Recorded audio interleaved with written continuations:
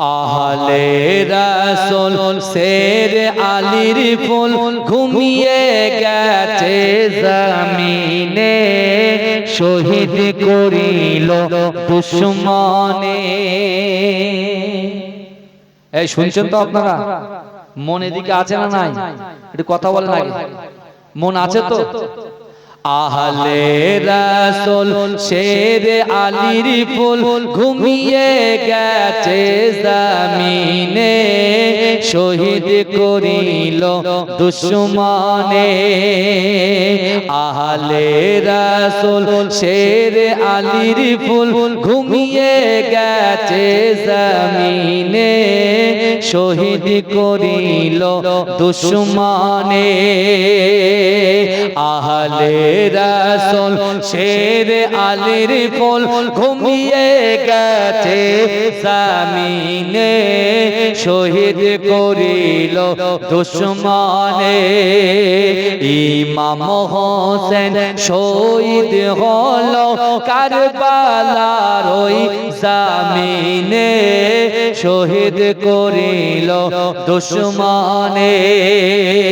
আহলে রাসূল শের আলীর ফুল ঘুমিয়ে গেছে জমিনে, শহীদ করিল দুশমনে।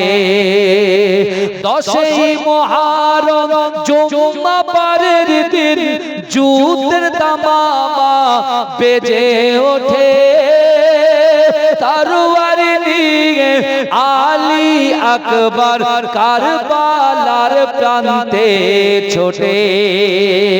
লস্কর ইয়াজিদ লস্কর ইয়াজিদ মারিল তীর আলী আকবরের বদনে, শহীদ করিল দুশমনে। আহলে রাসূল শের আলীর ফুল ঘুমিয়ে গেছে জমিনে, শহীদ করিল দুশমনে। হোসেনের কোলে শিশু আজকার পানির তরে কাঁদিতে রয়, পানির বদলে এজিদ সেনা তীর মারিল আজগারের সিনায়। আজগারের রক্ত টুপিয়ে পড়ে, আজগারের রক্ত ঝরে পড়ে কারবালার ওই ময়দানে, শহীদ করিল দুশমনে। আহলে রাসূল শের আলীর ফুল ঘুমিয়ে গেছে জমিনে, শহীদ করিল দুশমনে। শিমুর ছিল মস্ত নামাজি, আহলে বাইতকে মানত না। শিমুর ছিল মস্ত নামাজি, আহলে রাসূলকে মানত না। নবীর বংশ ধ্বংস করিতে দিলেতে রহম হলো না। লোভ লালসায় লোভ লালসায় ছুরি চালায়, লোভ লালসায় ছুরি চালায় হোসেন পাকের গর্দানে, শহীদ করিল দুশমনে। আহলে রাসূল শের আলীর ফুল ঘুমিয়ে গেছে জমিনে, শহীদ করিল দুশমনে। মের সম্মান মা ফাতেমার জানের জান, ইমাম হোসেন হাসান, ইমাম হোসেন হাসান। জোরে বলবেন না সুবহানাল্লাহ? জোরে হবে না? ইসলামের সম্মান মা ফাতেমার জানের জান ইমাম হোসেন হাসান ইমাম হোসেন হাসান ইমাম হোসেন হাসান ইমাম হোসেন হাসান অশ্রু ঝরে পড়ছে গাজী শোনাতে এই ঘটনা কারবালাতে করলো শহীদ দয়ার নবী যার নানা দয়ার নবীর চোখের মনি ছিল নবীর জানের জান ইমাম হোসেন হাসান ইমাম হোসেন হাসান ইমাম হোসেন হাসান ইমাম হোসেন হাসান ইসলামের সম্মান মা ফাতেমার জানের জান ইমাম হোসেন হাসান ইমাম হোসেন হাসান জান্নাতে পোশাক ছিল দুই ভাইয়ের নীলার লাল বিষের জ্বালায় নীল হাসান হোসেন রক্ত হলো লাল হক বাতিলের করতে ফারাক দিনের তরে হয় কুরবান ইমাম হোসেন হাসান ইমাম হোসেন হাসান ইমাম হোসেন হাসান ইমাম হোসেন হাসান ইসলামের সম্মান মা ফাতেমার জানের জান ইসলামের সম্মান মা ফাতেমার জানের জান ইমাম হোসেন হাসান ইমাম হোসেন হাসান হাদিস পাক খুলে দেখ জান্নাতে যাদের নাম হোসেনের নামের সাথে জুড়ে আছে নবীর নাম আমিও চাই সঙ্গী হতে হকের পথে দিয়ে যান ইমাম হোসেন হাসান ইমাম হোসেন হাসান ইমাম হোসেন হাসান ইমাম হোসেন হাসান ইসলামের সম্মান মা ফাতেমার জানের জান ইমাম হোসেন হাসান ইমাম হোসেন হাসান আল্লাহুম্মা গোলাপ নীলাম গাধা নীলাম নীলাম রজনীগন্ধা মনের সুখে মালা গেতেছে সকাল থেকে সন্ধ্যা একবার দেখা দাও যদি ও গো কমলিওয়ালা হাসি মুখে পরাবো তোমার হাজার ফুলের মালা বলো ইয়া রাসূলুল্লাহ ইয়া হাবিবাল্লাহ জোরে বলেন না সুবহানাল্লাহ জোরে বলা যাবে এ প্যান্ডেলের টাকা কে দেবে এক টিন তেল কে দেবে একটা গরু দেবে কে তাড়াতাড়ি বলে দুজন মিলে দেন আল্লাহর রাস্তায় এক বছর পরে তো তাড়াতাড়ি বলেন কে আছে সাদা ফুলকে প্রশ্ন করি রংটি কোথায় পেলে নবীজির দাঁত মোবারক সাদা ছিল বলে তাই সাদা ফুলকে তোলে তোলে গেতে রাখলাম মালা হাসি মুখে পরাবো তোমার হাজার ফুলের মালা প্রান্তরে ইমাম হোসেন শহীদ হবে আমার রাসূল জানতেন রাসূলুল্লাহ সাহাবারা জানতেন মা ফাতেমাতুজ জাহরা জানতেন শেরে খোদা আলী রাদিয়াল্লাহু তাআলা আনহু জানতেন এই শুনছেন আপনারা নিজের ছেলে যে ইন্তেকাল করবে শাহাদাত বরণ করবে কারবালা প্রান্তরে নির্মমভাবে ইমাম হোসেন হুজুরকে শহীদ করা হবে আল্লাহর রাসূল কিন্তু জানতেন কিভাবে জানতেন আগে ইমাম হাসান হুসাইনের কথা শোনার আগে তার মায়ের কথা শুনতে হবে তার বাপের কথাটা শুনতে হবে এই কথা ঠিক বলছি না ভুল বলছি তাহলে আপনি বুঝতে পারবেন যে গোড়া যদি ভালো হয় শিকড় যদি ভালো হয় ফল ভালো হবে কিন্তু আমার বাবাজিরা আজকে চিন্তা করুন আজকে আমরা উম্মতে মুহাম্মাদি আল্লাহ পাক আমাদেরকে পাওয়ার দিয়েছে আল্লাহ আমাদেরকে ইজ্জত দিয়েছে আল্লাহ আমাদেরকে সম্মান দিয়েছে হে যুবকেরা বিশ্বাস করো আজকে দুনিয়ার জমিনে আমি আপনি আমরা ভেদাভেদ সৃষ্টি করি দুনিয়ার জমিনে আমরা মানুষে মানুষে কম্পেয়ার করি এই কি কম্পেয়ার করি যে যারা কালো মানুষ তাদের লাইন আলাদা, এই যারা কালো তাদের লাইন আলাদা, যারা ফর্সা তাদের লাইন আলাদা, এই যারা লম্বা তাদের লাইন আলাদা, যারা বেটে খাটো তাদের লাইন আলাদা, কানাদের লাইন আলাদা, ফোড়াদের লাইন আলাদা। এই কথা বলে, তাহলে কি তার মানে হচ্ছে আপনি মানুষকে জাতি হিংসা করে মানুষকে মানুষ থেকে আপনি ডিভাইডেড করে দিচ্ছেন, পৃথক করে দিচ্ছেন, আলাদা করে দিচ্ছেন, আলাদা করে দিচ্ছেন। কিন্তু বাবাজি বিশ্বাস করে এই পৃথিবী ছেড়ে আমাকে আপনাকে চলে যেতে হবে কি হবে না, কথা বলে।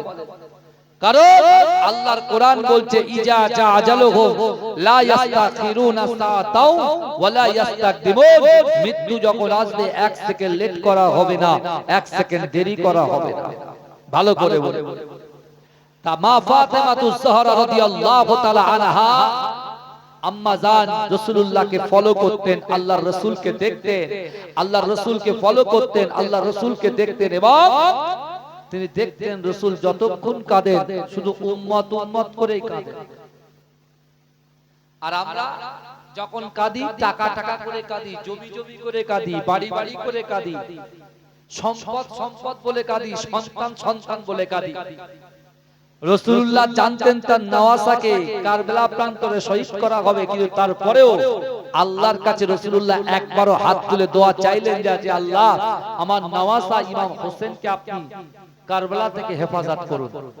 যে রাসূল আঙ্গুল ইশারা করলে চাঁদ দ্বিখণ্ডিত হয়ে যায়, যে রাসূলুল্লাহ ইশারা করলে গাছ নিজের জায়গা পরিবর্তন করে জমিন ভেদ করে আল্লাহর রাসূলের সামনে এসে তার মাথাটাকে রাসূলুল্লাহর কদমে ঝুঁকিয়ে দেয়, যে পাথর রাসূল সাল্লাল্লাহু আলাইহি ওয়াসাল্লাম কোন নদীর ওপারে যদি পাথর থাকে আল্লাহর রাসূল যদি ইশারা করতেন ওই পাথর সাথে রাসূলুল্লাহর কাছে তার মাথাটাকে ঝুঁকিয়ে দিয়ে আল্লাহর রাসূলকে সালাম করতে থাকে। জোরে বলুন না সুবহানাল্লাহ। আর সেই রাসূল যদি ইমাম হোসেনের জন্য দোয়া করত, এই আল্লাহ পরিবর্তন করতে পারত কি পারত না? আল্লাহ কোরআনে বলছে বান্দা অহুম লা ইফতানুন, আমি আল্লাহ পরীক্ষা করব। ভাইজান আশারিয়া গ্রামে যে সকল ভাইরা আপনারা কিছুক্ষণ ছিলেন আবার কিছুক্ষণ পরে চলে গেলেন, আবার আসছেন আবার যাচ্ছেন, আমার মা বন্ধুগুলোকে বলি আপনি মনে করছেন বৃষ্টি বর্ষণ হচ্ছে এখন ভালো লাগছে না এখানে বসে কি করব, আমি আপনাকে বলছি আল্লাহ কিন্তু আজকের দিনে পরীক্ষা করছেন। আল্লাহর রাসূলের সাহাবারা নিজের সন্তানকে ছেড়ে রাসূলুল্লাহ সাথ দিতে গিয়ে আল্লাহর রাসূলের সাহাবারা তারা শহীদ হয়ে গেছেন। এই কথা ঠিক বলছি না ভুল বলছি? তারা ইচ্ছা করলে তাদের সন্তানদেরকে নিয়ে ভালোভাবে জীবন যাপন করতে পারতেন, কিন্তু আল্লাহর রাসূলের পিছনে কেন গেলেন? কেন আল্লাহ হুকুম দিয়েছেন আমার রাসূলুল্লাহর সাথে থাকো। কারণ আল্লাহর কোরআন বলছে কুল ইন কুনতুম তুহিব্বুনাল্লাহ ফাত্তাবিউনি ইউহিব্বুকুমুল্লাহ। আল্লাহ বলছে হাবিব আমার বান্দা বান্দীকে জানিয়ে দেন যারা আমি আল্লাহ আমাকে ইত্তেবা করতে চাই, মহব্বত করতে চাই, ভালোবাসতে চাই, প্যার করতে চাই, ইত্তেবা করতে চাই, তাহলে তারা যেন আমাকে ভালোবাসার আগে আকায়ে মাওলা হাবিবুল্লাহ হাবিবে লাবিবে তাবিব মুস্তাফা জান রহমান তারা যেন আপনাকে মহব্বত করে। জোরে বলে। এই যে হাওয়াটা বইছে এসির হাওয়ার থেকে কোটি কোটি গুণ বেশি সুন্দর লাগছে না গায়ে? এসির হাওয়া লাগলে শরীর অসুস্থ হবে, হার্টের প্রবলেম হবে, আর এই হাওয়া লাগলে হার্টের রোগ সেরে যাবে। জোরে বলে। এই এসির হাওয়াটা হচ্ছে আমার আল্লাহ পাকের প্রাকৃতিক হাওয়া। এটাকে মজা নেন, জান্নাতের বাগানে বসে আছে এরকম আবহাওয়া জিন্দেগিতে পাবেন না। আর পানি দিয়ে চিন্তা হচ্ছে মুহররম মাসে, এই মুহররম মাসে এই পৃথিবীর জমিনে আল্লাহ সর্বপ্রথম বৃষ্টি বর্ষণ করেছিলেন। জোরে বলে। এই শুনছেন? এখন আপনি বলেন যদি বৃষ্টি না আসে আপনি পাট চাক দেবেন কোথায়? ডাঙায় দেবেন? ও বাবাজি কথা বলে, এই ডাঙায় পাট জাগ দেবেন ডাঙায়? অত সহজ? আল্লাহ যেটা করে ভালোর জন্য করে। ভালো করে বলে। কিন্তু আমার ভাই জানেরা, হে নবী পাকের উম্মতিরা, হে নবী দেবানারা, ইমাম হাসান হুসাইন হুজুরের আম্মাজান মা ফাতেমাতুজ জোহরা রাদিয়াল্লাহু তাআলা আনহা আমার রাসূলুল্লাহর দরবারে যখন হাজির থাকলেন, হে যুবকেরা, আল্লাহ রাসূল যখন হুজরা মুবারকের ভিতরে প্রবেশ করলেন, আল্লাহ রাসূল নামাজ আদায় করে, আল্লাহ রাসূল নামাজ আদায় করে উম্মত উম্মত উম্মত উম্মত বলে কাঁদে। ও যুবকেরা, আল্লাহ রাসূল কোরআন তেলাওয়াত করে, আর রহমান আল্লামাল কোরআন খলাকাল ইনসান আল্লামাহুল বায়ান আশ-শামসু ওয়াল কমারু বিহুসবান। হে যুবকেরা, আল্লাহ রাসূল কোরআন তেলাওয়াত করে, আলহাকুমুত তাকাসুর হাত্তা যুরতুমুল মাকাবির কাল্লা সাওফা তা'লামুনা সুম্মা কাল্লা সাওফা তা'লামুন কাল্লা লাউ তা'লামুনা ইলমাল ইয়াকিন লাতারাউন্নাল জাহিম সুম্মা লাতারাউন্নাহা আইনাল ইয়াকিন। হে যুবকেরা, হে নবী পাকের উম্মতিরা, আল্লাহ রাসূল যখন কোরআন তেলাওয়াত করা হয়ে যায়, আল্লাহ রাসূল দুআত উত্তোলন করে উম্মত উম্মত উম্মত উম্মত বলে কাঁদে। কিন্তু হে যুবকেরা, মা ফাতেমাতুজ জোহরা রাদিয়াল্লাহু তাআলা আনহা তিনি দেখতে পান আল্লাহ রাসূল নামাজের পাটিতে উম্মত উম্মত বলে কাঁদে, আল্লাহ রাসূল কোরআন তেলাওয়াতে পড়ে উম্মত উম্মত উম্মত বলে কাঁদে। ও যুবকেরা, এক এক সময় আম্মাজান ফাতেমাতুজ জোহরা ঘরের ভিতরে প্রবেশ করে দেখতে পান আমার রাসূলুল্লাহ ঘরের মধ্যে নাই। হে যুবকেরা, আম্মাজান ফাতেমাতুজ জোহরা চিন্তা করে, না না না, মদিনার জমিনে ইহুদিরা আমার বাপকে হত্যা করার জন্য, আমার বাপকে অপমান করার জন্য তারা ওত পেতে বসে থাকতো। না না না, আমার আব্বা জানটা গেল কোথায়? আম্মাজান ফাতেমা পর্দার সঙ্গে যখন বাইরে বার হয়ে যেতেন, তিনি খুঁজতে খুঁজতে দেখতে পেতেন আমার রাসূলুল্লাহ অন্য কোন জায়গায় নাই, আমার রাসূলুল্লাহ জান্নাতুল বাকি কবরস্থানে দাঁড়িয়ে দাঁড়িয়ে ওই কবরবাসী উম্মতের জন্য দোয়া চাইছে। এজন্য বলবেন, সেখানে গিয়ে রাসূলুল্লাহ হাত তুলে সেখানে উম্মতের কথা। এই শুনছেন? তাহলে আহলে বাইত পাক পাঞ্জাতনের জলসা আপনারা শুনবেন। পাক পাঞ্জাতন কারা এটা আপনারা শুনেছেন? বিশ্বনবী রাসূলুল্লাহ, শেরে খোদা আলী, মা ফাতেমাতুজ জোহরা, ইমাম হাসান, ইমাম হোসেন, এই পাঁচজনকে বলা হয় পাক পাঞ্জাতন। তা রাসূল সাল্লাল্লাহু আলাইহি ওয়াসাল্লাম তখনও আলী হুজুরের সঙ্গে মা ফাতেমার বিবাহ দেন। এই শুনছেন? কিন্তু মা ফাতেমা দেখছে যে আল্লাহর রাসূল নামাজের পাটিতে উম্মত, কোরআন তেলাওয়াতে উম্মত, এমন কি কবরস্থানে গিয়েও উম্মত। তাহলে যেখানে যাচ্ছে শুধু উম্মত, না আমার কথা বলছে না অন্যজনের কথা বলছে, শুধু উম্মতের কথা বলছে। আল্লাহ রাসূল ফাতেমাতুজ জোহরাকে এত মহব্বত করতেন, এত ভালোবাসতেন, এত প্যার করতেন। আমার রাসূলুল্লাহ সাল্লাল্লাহু আলাইহি ওয়াসাল্লাম সাহাবাদেরকে বলতেন, এ আমার সাহাবারা, যে আমার আহলে বাইতকে মহব্বত করলো সে আমি রাসূলুল্লাহ আমাকে মহব্বত করলো, আর যে আহলে বাইতকে দুশমনি করলো আমি রাসূলুল্লাহ সে আমার উপরে দুশমনি করলো।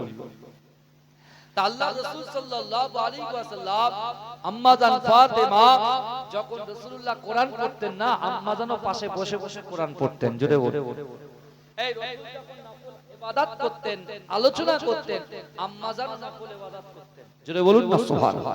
কিন্তু আমার ভাই, একদিন রাসূলুল্লাহ ঠিক করছেন যে একটা প্রাপ্ত বয়স্ক হয়ে গেছে, আম্মা জানেন একটা বয়সে চলে এসেছে, আল্লাহ রাসূল নিজের কন্যাকে বিবাহ দেওয়ার জন্য প্রথম প্রস্তুতি নিচ্ছেন যে আমি আমার কন্যাকে আমার আদর্শে আদর্শিত করেছি, অর্থাৎ আমি বাপ যদি প্রস্তাব দিই আমার মা কোনো কথা না বলে আমার প্রস্তাবকে গ্রহণ করবে। এই শুনতে পাচ্ছেন আপনারা? এখন ধরুন আমার মেয়ে বড় হয়ে গেছে, আমার বাবাজির মেয়ে বড় হয়ে গেছে, তা মেয়ে যখন বড় হয়ে যায় বাপের একটা চিন্তা থাকে না, যারা ভালো সুপাত্র দেখে তাকে সেই ছেলের হাতে তুলে দিল। সব বাপেরই মনের ইচ্ছা না আশা আছে না নাই কথা বলে। আর বাপের একটু মেয়ে ভক্ত হয়, মেয়েদেরকে ভালোবাসে, আর মেয়েরাও বাপকে বেশি ভালোবাসে, মা একটু বকে। বুঝতে পেরেছেন? তা বিশ্বনবী রাসূলুল্লাহ কন্যা ফাতেমাতুজ জোহরাকে এত মহব্বত করতেন, এত ভালোবাসতেন, এত প্যার করতেন আল্লাহ রাসূল কখনো ভাবেনি যে আমি আমার মেয়েকে যখন কোনো প্রস্তাব দেব সে আমার কথাকে অগ্রাহ্য করবে, রাসূল এটা কখনো ভাবেনি। ভালো করে ওয়াজ বুঝবেন, ওয়াজ কিন্তু বোঝার জিনিস, যদি এটা বুঝতে পারেন পুরো জিনিসটাই বুঝতে পারবেন। তে এখন বিশ্বনবী রাসূল সাল্লাল্লাহু আলাইহি ওয়াসাল্লাম মসজিদে নববীতে ফজরের নামাজ কমপ্লিট করে রাসূলুল্লাহর একটা আদব ছিল, মা ফাতেমাকে নিয়ে বসে বসে একটু তালিম দিতেন, আলোচনা করতেন, কন্যার সাথে আলোচনা করতেন। তা বিশ্বনবী রাসূল সাল্লাল্লাহু আলাইহি ওয়াসাল্লাম মা ফাতেমার ঘরের মধ্যে প্রবেশ করলেন, মা ফাতেমা রাসূলুল্লাহকে সালাম দিলেন, আল্লাহর রাসূল বসে গেলেন, আর মা ফাতেমা আল্লাহর রাসূলের উরুতে মাথা দিয়ে শুয়ে পড়লেন। আর বাপ কি করছে, মাথাটাকে একটু ভালো করে হাতটা বুলিয়ে দিচ্ছে। ভাই আমরা যখন আমার সন্তান যখন স্কুলে যায়, পড়াশোনা করে না, আগে আমরা তাকে খুব সুন্দর করে লজেন্স নিয়ে বোঝাই যে বাবা তুমি যদি স্কুলে যাও, ভালো পড়াশোনা করো, তোমাদের সুন্দর সুন্দর গিফট দেব। তাদেরকে আপ্যায়ন করি, তাদের কোলে নিয়ে, তাদের গাড়ি নিয়ে এক পাক মেরে দিয়ে আসি, ঘোড়ায়। আল্লাহর রাসূল সাল্লাল্লাহু আলাইহি ওয়াসাল্লাম খুব সুন্দর সুন্দর কথা বলছেন ফাতেমার সাথে, কারণ আল্লাহর রাসূল কিন্তু কি করবেন, তাকে একটা প্রস্তাব দেবেন, বিবাহের প্রস্তাব। তা আল্লাহর রাসূল কিছুক্ষণ পরে আম্মা জান ফাতেমাকে বলছে, মা ফাতেমা তোমার সঙ্গে একটা কথা আছে মা। মা ফাতেমা মুখের দিকে তাকিয়ে বলছে, আব্বু আপনি এভাবে বলছেন কেন, আপনি এভাবে বলছেন কেন, আপনি বলুন আপনার কি কি প্রস্তাব আছে আপনি বলেন। বলে মা হাতটা দাও, হাতটা ধরে বলছে, মা তুমি মানবে তো, মা তুমি মানবে তো, রাজি হবে তো। বলছে আব্বু বলুন না, আপনি কি বলতে চান বলুন। বলে ফাতেমা শোনো না, আমার আলীকে এত পছন্দ হয়েছে, আনা মাদিনাতুল ইলম ওয়া আলিউম বাবা, আমি হচ্ছি জ্ঞানের শহর। রাসূল বলছে আনা মাদিনাতুল ইলম, আমি হচ্ছি জ্ঞানের শহর, ওয়া আলিউম বাবুহা, আর আলী হচ্ছে ওই শহরের দরজা। জোরে বলুন না সুবহানাল্লাহ, এই জোরে বলবেন, এটা চিৎকার দিয়ে বলেন না ভাই, এটা তাকবীর দেন না, নারে তাকবীর, আরে জোরে দেন না নারে তাকবীর। এই কারা কারা রাসূলুল্লাহকে ভালোবাসেন একটু হাত তোলেন তো দেখি, এটা তাকবীর দেন তো দেখি। আরে আশারিয়ার ভাইরে, জমিনের মাটিটা তো পবিত্র মাটি, এটা জোরে তাকবীর দেন, নারে তাকবীর, আরে আরো জোরে দেন নারে তাকবীর। যার কেউ নেই তার কে আছে, আল্লাহ। আল্লাহ বলছে বান্দা অহুয়া মাকুম আইনামা কুনতুম, আল্লাহ বলছো বান্দা তোমরা যেখানে আমি আল্লাহ সেখানে। আপনারা ঝিমিয়ে আছেন, ঝিমিয়ে আছেন কেন? এই আমি হাত তুলি, জোরে সুবহানাল্লাহ হবে, কই দেখি একবার। আমার কান পর্যন্ত আওয়াজ আসে না ভাই, ভালো করে দেন। আরে যুবকরা একটু জোরে বলো না ভাই। হাত কিন্তু সবাই তুলে নি, সবাই তুলে। আমি যখন হাত তুলবো জোরে সুবহানাল্লাহ বলতে হবে, পারবেন তো? আমি কিন্তু একবার দেখব। হচ্ছে না যে ভাই, এ তো গন্ডগোলে সব বেকা হয়ে গেলে কি করে হবে রে ভাই? আরে আমরা তো সোজা হাড়ে তৈরি তো, তাহলে চলো আবার হাসছে দেখো, আমাদেরই বেকা হাড়ে কে তৈরি, যাদেরকে বেকা বেকা করি তারা তৈরি। বুঝলেন? অত সহজ ব্যাপার নয়। আমার মোবাইলটা সামনে না রাখলে হবে না।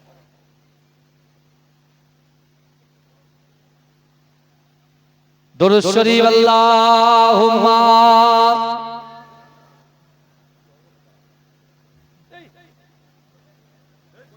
আরে এটা বিপদ হয়ে যাবে রে ভাই।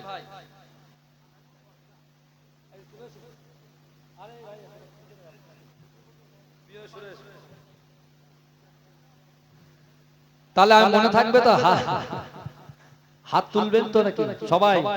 যত আপনারা স্পিড হবেন তত আমি স্পিড বাড়বে, বক্স আওয়াজ কম হলেও বাড়বে ইনশাআল্লাহ। এটা তাকবীর দেন, নারে তাকবীর। আরে পানি যে হচ্ছে এটা কি রহমতের পানি? রহমতের পানি, এর তাকবীর দেন, নারে তাকবীর। ওরে রওজাতে আমার নবী জিন্দা শুয়ে রয়, আল্লাহুম্মা।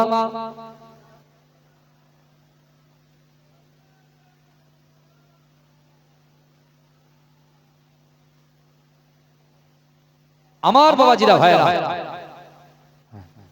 যে কথা আমি আপনাদেরকে বলছিলাম, মা ফাতেমা জোহরা রাসূলুল্লাহর উরুতে মাথা দেওয়া আছে। মা ফাতেমা যাহরা রাদিয়াল্লাহু তাআলা আনহা কার উপরে মাথা দিয়ে আছে? রাসূলুল্লাহর উরুতে মাথা দিয়ে আছে। আল্লাহ রাসূল প্রস্তাব দিচ্ছেন, মা ফাতেমা আমি আমার আলীর সাথে তোমার বিবাহ দেব।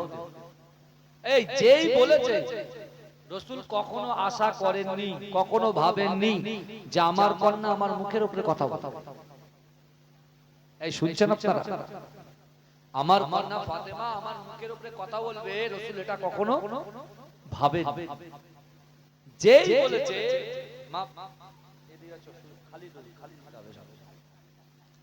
মা ফাতেমা যাহরা কি করলেন? আল্লাহ রাসূলকে পাল্টা বলছেন, আব্বু আপনি যে আলীর সঙ্গে আমার বিবাহ দেবেন, আমার দেন মোহরটা কত হবে? এই বিবাহ করতে গেলে মোহর শর্ত, ইজাব কবুল ছাড়া বিবাহ কখনো হবে সম্পন্ন? এই কথা বলে, ইজাব কবুল ছাড়া কোন ছেলে কোন মেয়ের গায়ে হাত দিতে পারবে? এই কথা বলে, মাথা নাড়ছে না। দেন বর্তমানে কি হচ্ছে বলেন তো? প্রথমে দেখতে যাচ্ছে, প্রথমে মেয়ে দেখতে যাচ্ছে, বাপও যাচ্ছে, মেয়ের বাপও আছে, ছেলের বাপও আছে, দুজন ভাইরা বিয়াই বিয়াই, অথচ এদিকে কোনো হালাল বিয়ে হয়নি না, আপনার শরিয়ত সম্মত বিয়ে হয়েছে না কিছু, ব্যাস কুটুম হয়ে গেছে, ছেলে বহাল তো বিয়াতে মেয়েকে নিয়ে ঘুরছে। এই বুঝতে পারছেন? এই কথা ঠিক বলছি না ভুল বলছি? কথা বলেন।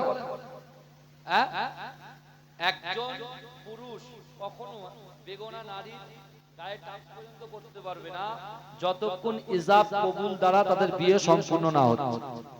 যদি আপনি গায়ে হাত দেন, ওটা জিনায় পরিণত হবে, কবিরা গুনাহ হবে, বাপও গুনাহগার হবে, মাও গুনাহগার হবে, উভয়ে গুনাহগার হবে। অনেকে দেখবেন ম্যারেজ কাজী সাহেবদেরকে দিয়ে বিয়ে পড়িয়ে রাখে, কিন্তু সামাজিক বিয়েটা করে না। ভাই, শরিয়াতের আইন অনুযায়ী আপনি ম্যারেজ কাজী সাহেবকে দিয়ে বিয়েটা করাচ্ছেন, না সরকারি বিয়ে, ওটা প্রমাণপত্র। কিন্তু মেন যে শরিয়াতি যে বিয়ে, যেটা হালাল হবে, একটা নারীকে একটা যুবক হালাল করে নেবে, সে বিয়ে এখনো বেশি, অর্ধেক 99% মানুষ কিন্তু এখন ম্যারেজ বিয়েতে দিয়ে রেখেছে। বলছে সেই 2 বছর পরে বিশাল ধুমধাম করে বিয়ে হবে, তখন ইমাম সাহেব দিয়ে কবুল কবুল বলে বিয়ে হবে। আম্মাজান ফাতেমা যাহরা কি বলছেন দেখেন আল্লাহ রাসূলকে, ইয়া রাসূলুল্লাহ, ইয়া হাবিবাল্লাহ, হুজুর আব্বু জান আমার দেন মোহরটা কত হবে? রাসূল বলছে আমার মোহরের কথা বলছে? তা আল্লাহ রাসূল বলছে, মা আমি তোমাকে 10 দিরহাম 20 দিরহাম দিয়ে দিই। তোমার মোহর হবে কত? 10 থেকে 20 দিরহাম আমি দিয়ে দিলাম। মা ফাতেমা বলছে, আব্বা জান আমি এই মোহরে এই বিয়েতে কিন্তু আমি রাজি নই। কার সাথে বিবাহতে বসতে? আলীর সাথে। শুনছেন আপনারা? কিন্তু আমার ভাই জানেরা, হে নবী পাকের উম্মত উম্মতিরা, হে নবী দেবানারা, বিশ্ব নবী রাসূলুল্লাহ সাল্লাল্লাহু আলাইহি ওয়াসাল্লাম চিন্তায় পড়ে গেলেন। ও মা ফাতেমা, তুমি তো আমার কথা শুনে চলো মা, তুমি তো আমাকে লক্ষ্য করে দেখো মা। না না না, আমি তোমার আব্বু জান তোমাকে বিবাহের জন্য প্রস্তাব দিয়েছি, তুমি যে মোহরের কথা বলছো মা, তুমি কেন এই মোহরে রাজি হও না? হে যুবক, মা ফাতেমা যাহরা রাদিয়াল্লাহু তাআলা আনহা রাসূলুল্লাহর দিকে তাকিয়ে তাকিয়ে কাঁদে, আল্লাহ রাসূল ফাতেমার দিকে তাকিয়ে তাকিয়ে কাঁদে। ও যুবকেরা, ও নবী পাকের উম্মত উম্মতিরা, আমার রাসূল বললেন, ও মা ফাতেমা শোনো শোনো, আমার বাড়িতে যা কিছু আছে, যা কিছু আসবাবপত্র আছে, আমার কাছে যা কিছু সম্পদ আছে, এই সবগুলোকে আমি আমার আলীকে দিয়ে দেব। আলী ওই সবগুলো মালগুলোকে নিয়ে সব তোমাকে মোহর হিসাবে দিয়ে দেবে মা। তুমি এবার তো রাজি হয়ে যাও। ও যুবকেরা, ওই আম্মাজান ফাতেমা যাহরা রাদিয়াল্লাহু তাআলা আনহা বললেন, ওগো আমার আব্বা জান, না না না, আমি এই মোহরে এই বিয়েতে রাজি নই। বলে এটাতেও আমি রাজি নই। আল্লাহ রাসূল কাঁদছে, ফাতেমাও কাঁদছে। রাসূল বলছে, ফাতেমা তুমি কেঁদো না, আর ফাতেমা বলছে, আব্বু আপনি কাঁদবেন। কিন্তু উভয়ের প্রবলেম কি আছে? যে কেন তুমি, আমি এতটা টাকা ধার্য করছি, এতটা টাকা বাড়িয়ে দিচ্ছি, তারপরেও তুমি কেন এই বিবাহতে রাজি হচ্ছ না? কারণটা ফাতেমা তখন শেষকালে যখন রাসূলুল্লাহর কান্না দেখে থাকতে পারছে না, বলছে মুসা আলাইহিস সালাতু ওয়াস সালাম আল্লাহর সঙ্গে কথা বলতো। মুসা আলাইহিস সালাম আল্লাহর সঙ্গে কথা বলতো। নবী পাক নবীরা আল্লাহর সঙ্গে কথা বলতো, তা আপনি তো তার হাবিব, তার বন্ধু, আপনি তো সাফাত করনে ওয়ালা, তাহলে আপনি আল্লাহকে জিজ্ঞাসা করুন না আপনার মনের, আপনার মেয়ের নিয়তটা, অন্তরের কথা, অন্তরের নিয়তটা কি। আল্লাহ তো অন্তর্যামী, আল্লাহ তো মানুষের অন্তরের কথা জানে। এই আজকে যে যে নিয়ত নিয়ে এখানে বসেছে, আল্লাহ জানে কি জানে না? আগামী 1 বছরের মধ্যে কি হবে, আমার জীবনে কি করব না করব, আল্লাহ অ্যাডভান্স সব আর আল্লাহ পাক আমার রাসূলুল্লাহর ওসিলা আমাদেরকে ইজ্জত দিয়েছে, সম্মান দিয়েছে, আল্লাহ আমাদের সুযোগ দিয়েছে। জোরে বলুন না সুবহানাল্লাহ। কিন্তু আমরা সুযোগে কাজে লাগাই না, সুযোগটাকে কাজে লাগাই না।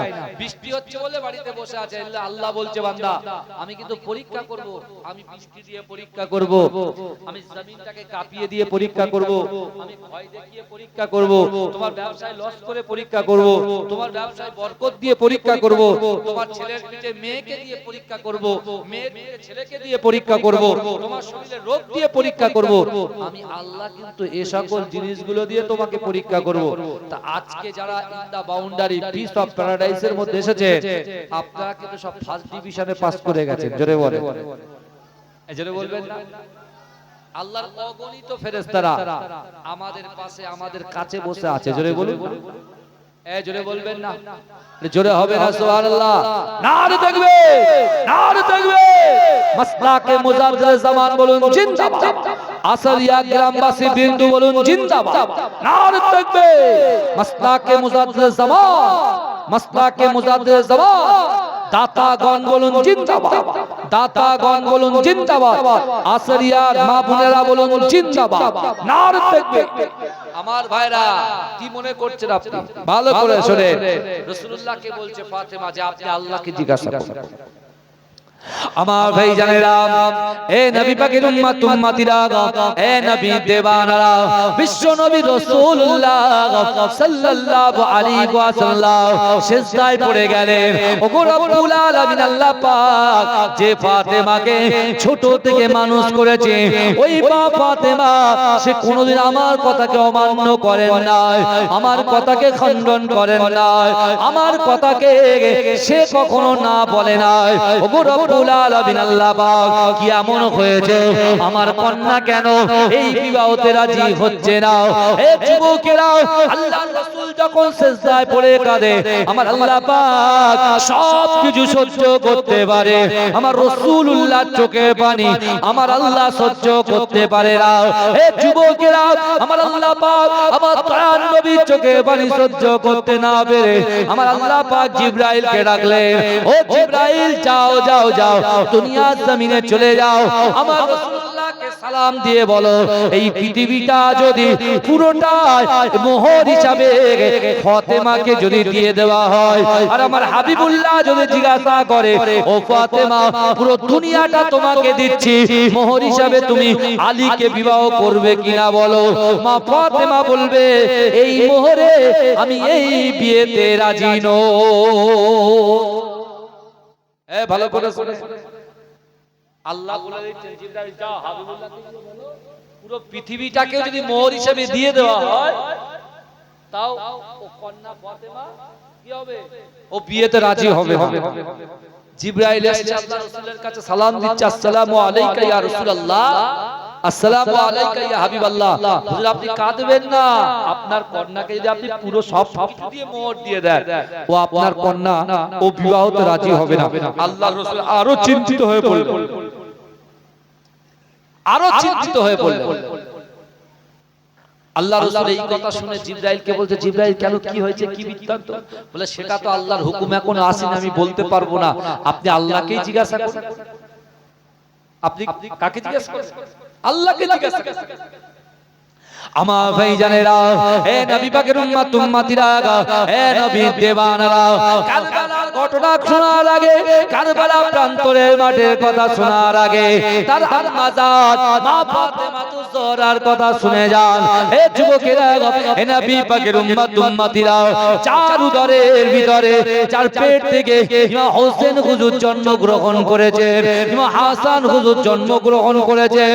কিন্তু না না না, জন্মগ্রহণ করার আগে তার আম্মা জান রাসূলুল্লাহকে দেখেছে উম্মতকে ভালোবাসতে, নামাজের পাটিতে উম্মত উম্মত বলে কাঁদতে দেখেছে, কোরআন খতমের পরে উম্মত উম্মত বলে কাঁদতে দেখেছে। ও যুবকেরা, আল্লাহ পাকের কাছে বিশ্ব নবী রাসূলুল্লাহ জিজ্ঞাসা করলেন, ওগো রব্বুল আলামিন আল্লাহ পাক, আমার কন্যা কেন এই বিয়েতে রাজি হয় না? আমার আল্লাহ বলে দিলেন, ও আমার হাবিবুল্লাহ, আপনি শোনেন শোনেন, আপনি যখন ঘরের মধ্যে প্রবেশ করে সালাত আদায়ের পরে আপনার উম্মতের জন্য কাঁদেন, ফাতেমা সেটা চর্ম চোখে দেখেছে। না না না, আপনি যখন কোরআন তেলাওয়াতের পরে আপনি উম্মত উম্মত বলে যখন কাঁদেন, আপনার কন্যা সেটা সামনাসামনি দেখেছে। ও আমার হাবিবুল্লাহ, জান্নাতুল বাকিতে গিয়ে উম্মত উম্মত বলে যখন কাঁদেন, কবরস্থানে গিয়ে যখন দোয়া চান, আপনার কন্যা ফাতেমা গোপনে গোপনে পিছনে দাঁড়িয়ে দাঁড়িয়ে উম্মতের জন্য খন্দনের কথাটা শুনেছেন। আপনার কন্যা ফাতেমা একদিন নামাজের পরে আমি আল্লাহর কাছে দুহাত উত্তোলন করে আমি আল্লাহর কাছে ওয়াদা করেছে, আমি আল্লাহর কাছে তার মনের কথা, ইচ্ছার কথা, আকাঙ্ক্ষার কথা, উদ্দেশ্যের কথা, নিয়তের কথা আমি আল্লাহর কাছে প্রকাশ করে দিয়েছে। আমি আল্লাহকে বলেছে, ওগো রব্বুল আলামিন আল্লাহ পাক, আমার আব্বা জান তার উম্মতকে এত মহব্বত করে, আমি তার সন্তান হয়ে, তার কন্যা হয়ে আমিও আমার আব্বা জানের উম্মতকে বড় মহব্বত করে, বড় ভালোবাসি। কিন্তু ওগো রব্বুল আলামিন আল্লাহ পাক, বিবাহ তো সুন্নাত, কিন্তু না না না না না, আমার বিবাহের দিনটা যেন এটাই হয়, আমার আব্বা জানের যত উম্মত আছে তাদের জিন্দেগি জীবনের গুনাহটা যেন ক্ষমা করে দেওয়া হয়। জোরে বলে, জোরে বলবেন না?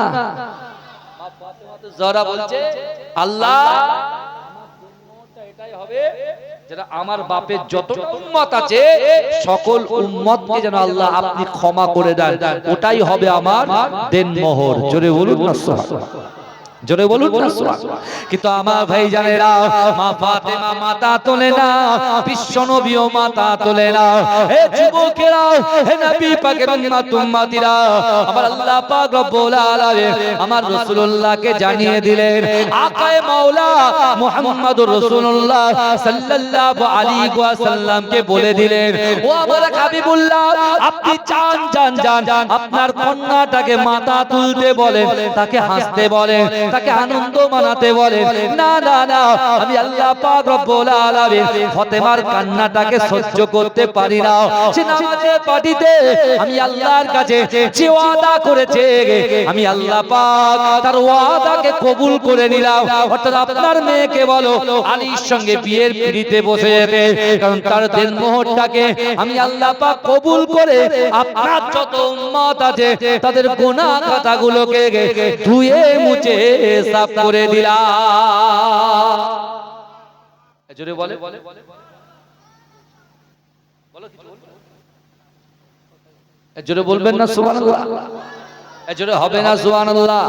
কিন্তু আমার ভাইজানেরা, হে নবী পাকের উম্মত উম্মতিরা, আম্মা জান ফাতেমা তো জোহরা বিবাহ করলেন। কিন্তু যুবকেরা, কিছু দিনের মধ্যে মা ফাতেমা তো জোহরা রাদিয়াল্লাহু তাআলা আনহার দুই সন্তান যখন হলো, হে যুবকেরা, একদিন সকালবেলা, একদিন সকালবেলা সুবহ সাদেকের সময় আমার রাসূলুল্লাহ সাল্লাল্লাহু আলাইহি ওয়াসাল্লাম নিজের পুত্র, আপন পুত্র হযরত ইব্রাহিমকে আল্লাহর রাসূল তার পা মুরুতে বসিয়ে রেখেছে। এই যুবকেরা, তার কন্যার পুত্র অর্থাৎ তার নওয়াজা ইমাম হোসেনকে আল্লাহর রাসূল বাম ডান মুরুতে বসিয়ে রেখেছে। এই যুবকেরা, একদিকে নিজের পুত্র আর একদিকে মেয়ের পুত্র, এই দুইজনকে বসিয়ে আল্লাহর রাসূল তাদেরকে মহব্বত করছেন, তাদেরকে গালে চুমা দেয়, ওই গালে চুমা দেয়। এই যুবকেরা, তাদেরকে মহব্বত করছে তাদের জন্য দোয়া করছে। হঠাৎ করে জিবরাইল এসে আল্লাহ রাসূলকে বললেন, ইয়া রাসূলুল্লাহ, হাবিবাল্লাহ, না না না, এই জান্নাতের দুটো ফুলকে আপনার কাছে দুটোকে আল্লাহ রাখবে না, এদের ভিতর থেকে একজনকে আল্লাহ পাক তুলে নেবে।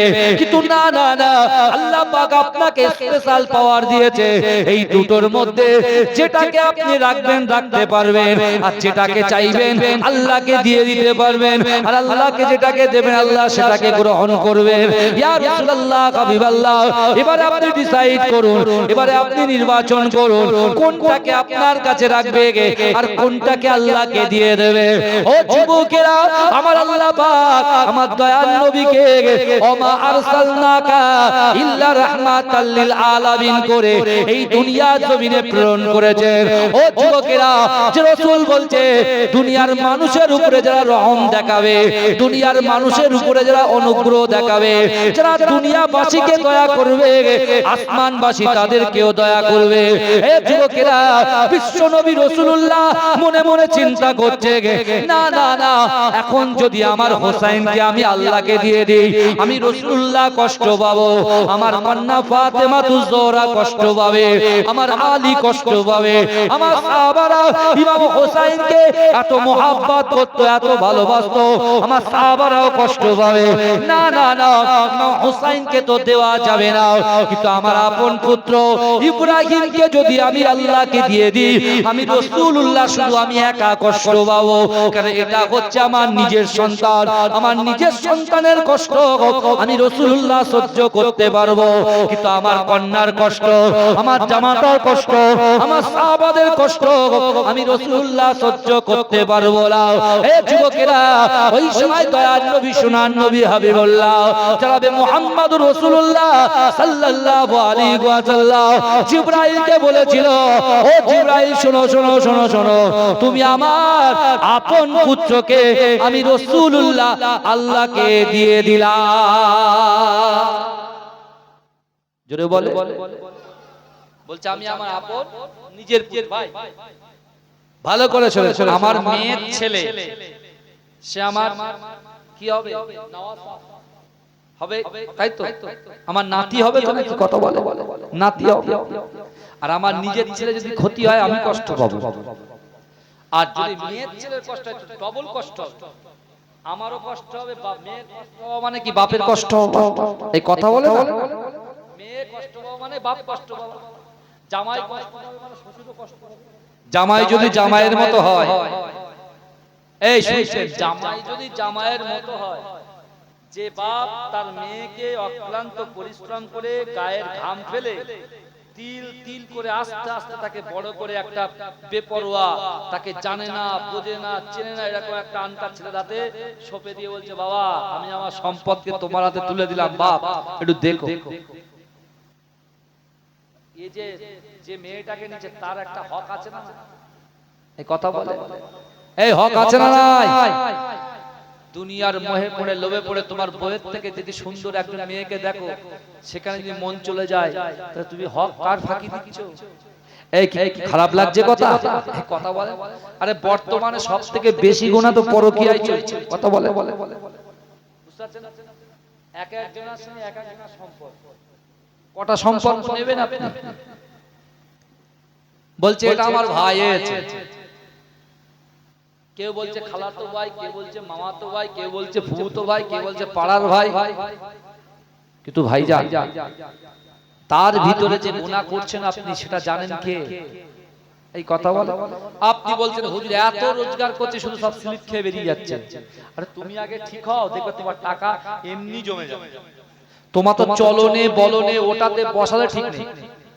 এই কি হয়েছে, আমার কাছে আসবে, আসো বাবা, আসো আসো, বসো, এত সুন্দর জায়গা, জায়গাটা ঠান্ডা হয়ে গেছে না?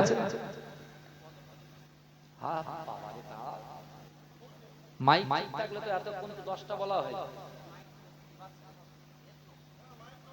মাইক চলছে কিন্তু আমার জায়গায় আসে না, আর বলে লাভ নেই, যান তাকবীর দান না রে তাকবীর, আর জোরে দান না তাকবীর না রে তাকবীর।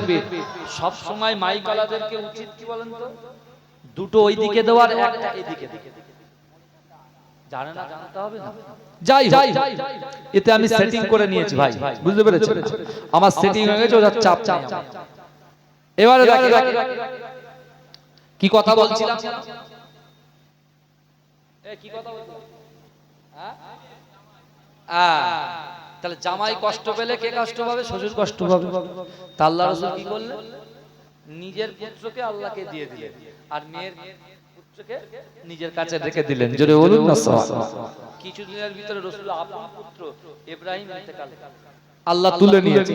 আল্লাহ রাসূল সকল সাহাবাদেরকে ডেকে বললেন, এই আমি আমার হোসাইনের জন্য আমি নিজের পুত্রকে কুরবান করে দিয়েছি, আর যে আমার ইমাম হোসাইনকে মহব্বত করলো সে আমি রাসূলুল্লাহকে মহব্বত করলো, আর যে রাসূলুল্লাহকে মহব্বত করলো আল্লাহ তাকে মহব্বত করলো, তার গুনাহকে আল্লাহ ক্ষমা করে দিল। জোরে বলেন, জোরে বলবেন না, জোরে হবে না সুবহানাল্লাহ, নারে তাকবীর। আর এই হোসাইন হুজুর কারবালা প্রান্তরে শহীদ হবে, জিবরাইল সেই মাটি সেই কারবালার রক্ত এনে রাসূলুল্লাহকে দেখিয়ে বলছে, ইয়া রাসূলুল্লাহ এই দেখে। আল্লাহ রাসূল বলছে, জিবরাইল তুমি কি নিয়ে এসেছো? বলছে, ইয়া রাসূলুল্লাহ সেই কারবালার মাটি নিয়ে এসেছি যেখানে আপনার উম্মতের ভিতর থেকে কিছু কুকুর আপনার এই নওয়াসাকে কি করবে? হত্যা করবে, খুবলে খুবলে খাবে। আল্লাহ রাসূল ব্যাপক কেঁদেছিলেন। এবং হযরতে আলী সিফিনের যুদ্ধ থেকে যখন ফিরছিলেন একজন ব্যক্তিকে জিজ্ঞাসা করেছিলেন, বাবা এই জায়গাটার নাম কি? বাবা এই জায়গাটার নাম কি? এই জায়গাটার নাম কি? বলছে জায়গাটার নাম হচ্ছে কারবালা। যেই কারবালা নামটা শুনেছে আলী হুজুর সাথে সাথে ওই জায়গায় সিজদায় পড়ে দু হাত উত্তোলন করে আল্লাহকে বলছে, আল্লাহ আমার সন্তান ইমাম হোসেন এই কারবালা প্রান্তরে অর্থাৎ ইয়াজিদ বাইরের হাত থেকে তার কাছে যেন মাথা নত না করে, বাতিলের বিরুদ্ধে মাথা নত করে না করে, শরীয়তের বিরোধী কাজকর্ম যারা করে তাদের কাছে মাথা বিক্রি না করে, আল্লাহ এই কঠিন পরিস্থিতির দিনে আমার ইমাম হোসেনকে আপনি সবর দেবেন। জোরে বলুন না সুবহানাল্লাহ। এই বাপ দোয়া করছে, শুনছেন আপনারা? বাপ দোয়া করছে ছেলের জন্য, কিন্তু বললেন না যে আল্লাহ আমার সন্তানটা চলে যাবে, আল্লাহ এই কারবালা প্রান্ত থেকে আপনি বাঁচিয়ে দেন, আল্লাহ বাঁচিয়ে দেন, আল্লাহ বাঁচিয়ে দেন। দরুদ শরীফ আল্লাহুম্মা সাল্লি আলা মুহাম্মদ, জোরে জোরে পড়ে।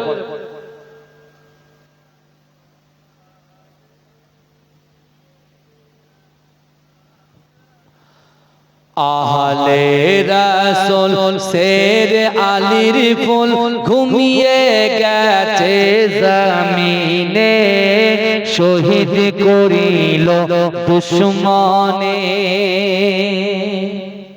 এই শুনছেন তো আপনারা? মন এদিকে আছে না নাই? একটু কথা বলেন আগে, মন আছে তো? আহলে রাসূল শের আলীর ফুল ঘুমিয়ে গেছে জমিনে, শহীদ করিল দুশমনে। আহলে রাসূল শের আলীর ফুল ঘুমিয়ে গেছে জমিনে, শহীদ করিল দুশমনে। আহলে রাসূল শের আলীর ফুল ঘুমিয়ে গেছে জমিনে, শহীদ করিল দুশমনে। ইমাম হোসেন শহীদ হলো কারবালার ওই জমিনে, শহীদ করিল দুশমনে। আহলে রাসূল শের আলীর ফুল ঘুমিয়ে গেছে জমিনে, শহীদ করিল দুশমনে। 10ই মুহররম জুমাবারের দিন যুদ্ধের দামামা বেজে ওঠে, তরবারি নিয়ে আলী আকবর কারবালার প্রান্তে ছোটে লস্কর ইয়াজিদ মারিল তীর আলী আকবরের বদনে শহীদ করিল দুশমনে আহলে রাসূল শের আলীর ফুল ঘুমিয়ে গেছে জমিনে শহীদ করিল দুশমনে হোসেনের কোলে শিশু আজকার পানির তরে কাঁদিতে রয় পানির বদলে এজিদ সেনা তীর মারিল আজগারের সিনায় আজগারের রক্ত টুপিয়ে পড়ে আজগারের রক্ত ঝরে পড়ে কারবালার ওই ময়দানে শহীদ করিল দুশমনে আহলে রাসূল শের আলীর ফুল ঘুমিয়ে গেছে জমিনে শহীদ করিল দুশমনে শিমুর ছিল মস্ত নামাজি আহলে বাইতকে মানত না শিমুর ছিল মস্ত নামাজি আহলে রাসূলকে মানত না নবীর বংশ ধ্বংস করিতে দিলেতে রহম হলো না লোভ লালসায় ছুরি চালায় লোভ লালসায় ছুরি চালায় হোসেন পাকের গর্দানে শহীদ করিল দুশমনে আহলে রাসূল শের আলীর ফুল ঘুমিয়ে গেছে জমিনে শহীদ করিল দুশমনে আমার বাবাজিরা সেই ইমাম হোসেনকে যে কারবালা প্রান্তরে শহীদ করা হবে তার বাপ আলী হুজুর তিনি সিজদায় গিয়ে আল্লাহর কাছে দোয়া চাইছেন কি যে আল্লাহ আমার সন্তানকে বাঁচান এই কথা বলেন আল্লাহ আমার সন্তান যেন বাতিলের কাছে মাথা নত না করে জোরে বলে আর আমরা 10 টাকায় মাথা নত করে দিচ্ছি সব জায়গায় এই কথা ঠিক না ভুল বলে বিশ্বাস করেন 10 টাকায় ঈমান বিক্রি করছি বেচে বেচে সব বুঝতে পারছেন চোখের সামনে আমরা সব দেখতে পাচ্ছি কিন্তু আমার বাবাজিরা ভাইরা আজকে যারা আমরা এখানে উপস্থিত হয়েছি তা ইমাম হোসেন হুজুর আমাদেরকে শেষ বার্তাটা কি দিলেন আমাদেরকে কি ঘোষণা করতে বললেন এই কথা বলেন আমাদেরকে কি বার্তা দিয়ে গেছে আমরা তো জলসা শুনে যাচ্ছি কিন্তু হোসেন হুজুরের বক্তব্যটা কি ছিল হোসেন হুজুরের বক্তব্যটা কি ছিল শেষ পরিণতিটা কি ছিল ইমাম হোসেন যখন ফোরাত নদীর তীরে 72 জনকে নিয়ে বাচ্চা সহ তার রুগ্ন ছেলে জাইনুল আবেদিন হুজুরকে সঙ্গে করে নিয়ে তিনি যখন ফোরাত নদীর তীরে উপস্থিত হলেন সেই সময় তিনি দেখতে পেলেন অগণিত ইয়াজিদ বাহিনী পুরো ফোরাত নদী সহ পুরো কারবালাটাকে ঘিরে রেখেছেন এই শুনছেন পুরো কারবালাকে ঘিরে রেখেছেন মুহররম মাসের 7 তারিখটা কত বললাম মুহররম মাসের 7 কোন কিতাবে লেখা আছে 6 থেকে 7 তারিখের মধ্যে পুরো ফোরাত নদীর তীরটাকে কি পুরো ঘিরে ফেললো সবাই তা হযরতে ইমাম হোসেন হুজুর গিয়ে বলছে একজনকে জিজ্ঞাসা করছে ভাই এই জায়গাটার নাম কি বলেন তো বলে এই জায়গাটার নাম হচ্ছে কারবালা যেই শুনেছেন ইমাম হোসেন হুজুর সাথে সাথে তার 72 জন ফ্যামিলি আহলে বায়াতের কাছে গিয়ে বলছে তোমরা বাড়ি চলে যাও তোমাদের এখানে থাকতে হবে না কারণ এই জায়গা থেকে আমি হোসেন আর ফিরবো না এই শুনছেন, আমি হোসেন ফিরবো না, কারণ আমার রাসূলুল্লাহ আমার নানু বার্তা দিয়েছেন যে কারবালা প্রান্তরে ইমাম হোসেনকে কি করা হবে, শহীদ করা হবে। অর্থাৎ এরা আমার রক্ত পিপাসু, এরা আমাকে হত্যা করার জন্য এসেছে, এটা তোমাদের নয়। তখন ইয়াজিদ বাহিনীর যে কমান্ডার ছিল, যাকে উবাইদুল্লাহ ইবনে জিয়াদ যাকে পাঠিয়েছিল, তার নাম হচ্ছে হুর বিন ইয়াজিদ। কি নাম বললাম? হুর বিন ইয়াজিদ। সে এখন দাঁড়িয়ে আছে, সে আহলে বায়াতকে মহব্বত করে, কারণ যে ইমাম হোসেনকে আটকাতে যারা গিয়েছিল তারাও কালেমা পড়েছে লা ইলাহা ইল্লাল্লাহ মুহাম্মাদুর রাসূলুল্লাহ। এটা আগে বললাম না, শিমুন নামাজি ছিল। ভাই আমার আসলে কপাল কালো হয়ে গেছে, রাসূলুল্লাহকে আমরা মানি না, তার বংশকে মানি না, তার আহলে বায়াতকে মানি না। এই নামাজের কোনো দাম আছে? এই কোরআন তেলাওয়াতের কোনো দাম আছে? রাসূলকে ছাড়া আল্লাহকে কখনো পাওয়া যায় না। নবীকে ছেড়ে দিয়ে আল্লাহকে কোনো মুহাদ্দিস, কোনো মুহাক্কিক জিন্দেগিতে পাবে না। বোঝা গেল কথা? এখন হুর বিন ইয়াজিদের সঙ্গে ফেস টু ফেস কথা। হুর বিন ইয়াজিদকে বলছে, হুর তোমরাও তো আমার নানুর কলেমা পড়েছো, তোমরা জানো আমার নানু আমাকে কোলে বসিয়ে রেখে আমার ডান গালে, বাম গালে, ঠোঁটে, মুখে, গর্দানে চুমা দিতেন আর বলতেন যে আমি আমার নানুর জন্য, হোসাইনের জন্য নিজের পুত্রকে আমি রাসূলুল্লাহ কুরবান করে দিয়েছি। আর তারা বলেছে যে আমার হোসাইনকে মহব্বত করলো, সে আমি রাসূলুল্লাহকে মহব্বত করলো। তোমরা মনে মনে ভাবছো আমি এখানে যুদ্ধ করতে এসেছি, আর আমি যদি যুদ্ধ করতে আসতাম তাহলে মহিলাদেরকে আমি সঙ্গে করে নিয়ে আসতাম, দুধের বাচ্চাকে আমি সঙ্গে করে নিয়ে আসতাম। ওই কাফেলার মধ্যে ছিল ইমাম হাসান হুজুরের ছেলে কাসেম হুজুর।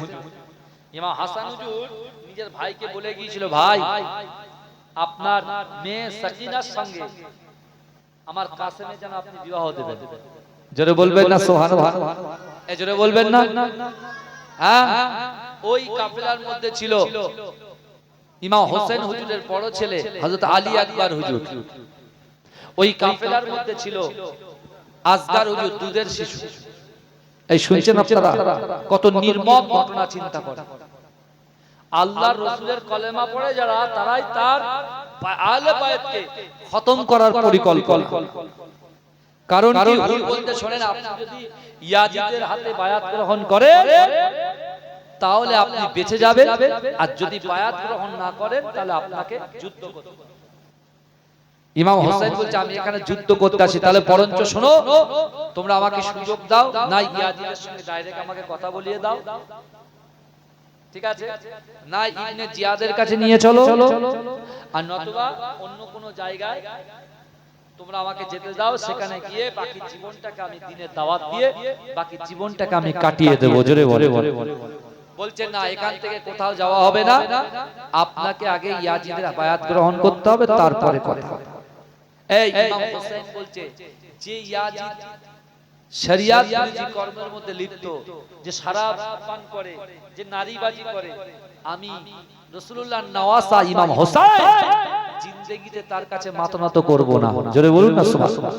জীবন চলে যাবে কিন্তু আমি মাথা নত বাতিলের কাছে মাথা নত করব।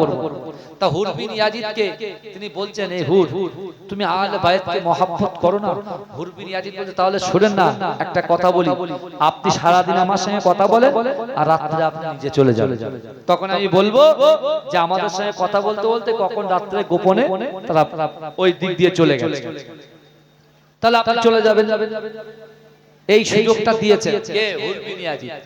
তাই ইমাম হোসেন কি করছেন, তার ৭২ জন কাফেলাকে নিয়ে রাতের বেলা তিনি বেরিয়ে গেলেন, কথা বলতে বলতে বেরিয়ে সারা রাত ঘুরে এই শুনছেন, সারা রাত ঘুরে যে জায়গায় হুরের সঙ্গে কথা বলছিল সেই জায়গায় এসে হাজির। এই আওয়াজ সেখানে চলে এসেছে, বুঝতে পারছেন? হুর বিন ইয়াজিদ বলে, কি ব্যাপার হুসাইন, আপনি? বলে আমি কি দিঘ হারিয়ে ফেললাম?